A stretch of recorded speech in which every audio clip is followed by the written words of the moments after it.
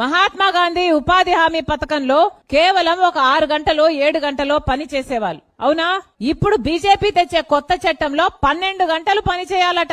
12 గంటలు మండుటి ఎండలో పని చేయాలి అంటే ఆడవారికి చేతనవుతుందా? అసలు మగవాళ్ళకైనా చేతనవుతుందా? ఎవరికీ చేత కాదు. ముఖ్యమైన తేడా ఏమిటంటే మహాత్మా గాంధీ ఉపాధి హామీ చట్టంలో పూర్తిగా నిధులు కేంద్ర ప్రభుత్వమే ఇచ్చేది. కానీ ఇప్పుడు బీజేపీ చట్టంలో కేంద్రం ఇవ్వదట, 60% ఇస్తారట, 40% రాష్ట్ర ప్రభుత్వాలే పెట్టుకోవాలట. మన రాష్ట్రం మళ్ళీ ఉపాధి హామీ ఖర్చు పెట్టుకునేంత స్తోమత మన రాష్ట్రానికి ఉందా? ఇప్పటికే చంద్రబాబు గారు కనీసం ప్రభుత్వ ఉద్యోగస్తులకు జీతాలు ఇవ్వడానికి కూడా ఇబ్బంది పడుతున్నారు. మరి ఇప్పుడు ఉపాధి హామీ ఖర్చు పెట్టుకోవాలి అంటే పెట్టుకోగలరా? ఇది వరకు 500 కోట్లు అయితే ఇప్పుడు 5,000 కోట్లు అవుతుంది. ఇంత ఖర్చు చంద్రబాబు గారు పెట్టుకోలేరు, పెట్టుకోరు. రాష్ట్ర ప్రభుత్వం పెట్టుకోదు కాబట్టి కేంద్ర ప్రభుత్వం కూడా 60% ఇయ్యాల్సిన అవసరం కూడా పడదు. ఇది వీళ్ళ కుట్ర. ఉపాధి హామీ పథకము అంటే పేదవాళ్లకు ఉపాధి కల్పించి వాటికి వేతనాలు ఇస్తే డబ్బులు మొత్తం పేదవాళ్లకే పోతాయి. బీజేపీ నాయకులకు, బీజేపీ బినామీలకు పోవు కదా. అందుకనే ఈ పథకాన్ని ఎత్తేస్తే, ఈ పథకాన్ని మూసేస్తే ఆ డబ్బులన్నీ మిగుల్చుకోవచ్చు అన్నది బీజేపీ పార్టీ కుట్ర.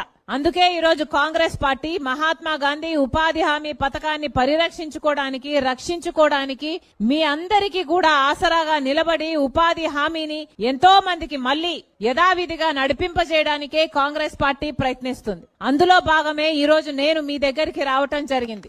మన రాష్ట్రంలో చాలా సమస్యలున్నాయి. మన రాష్ట్రంలో రైతులకు సమస్యలున్నాయి, బిడ్డలకు ఉద్యోగాలు రావటం లేదు, చదువుకున్న బిడ్డలకు పీజీలు, డిగ్రీలు చదువుకున్న వాళ్ళు కూడా ఏ డ్రైవర్లుగానో పనిచేస్తున్నారు, గిగ్ వర్కర్ గానో పనిచేస్తున్నారు. ఇలా ఎన్నో సమస్యలున్నాయి మన రాష్ట్రంలోనే. వీటన్నిటి కోసం పోరాటం కోసము కాంగ్రెస్ పార్టీ సిద్ధంగా ఉంది. కానీ మీ అందరూ కూడా కాంగ్రెస్ పార్టీ తరపున నిలబడాలి. కాంగ్రెస్ పార్టీని మీరు బలపరుస్తేనే కాంగ్రెస్ పార్టీ మీ తరపున పోరాటం చేయటానికి వీలవుతుంది. మరొకసారి చెప్తున్నాం, రాహుల్ గాంధీ గారు ప్రధానమంత్రి అయితేనే మన రాష్ట్రానికి 10 సంవత్సరాల ప్రత్యేక హోదా వస్తుంది. రాహుల్ గాంధీ గారు ప్రధానమంత్రి అయితేనే మన రాజధాని అప్పులు కాకుండా నిధులిచ్చి కట్టబడుతుంది. రాహుల్ గాంధీ గారు ప్రధానమంత్రి అయితేనే మన బిడ్డలకు ఉద్యోగాలు వస్తాయి. ఇవన్నీ జరగాలి అంటే మళ్ళీ మీరందరూ కాంగ్రెస్ పార్టీ తిక్కు చూడాలి. మీరందరూ కాంగ్రెస్ పార్టీ వైపు చూసి కాంగ్రెస్ పార్టీని మీరు ఆశీర్వదిస్తే తప్ప, మీరు బలపరిస్తే తప్ప కాంగ్రెస్ పార్టీ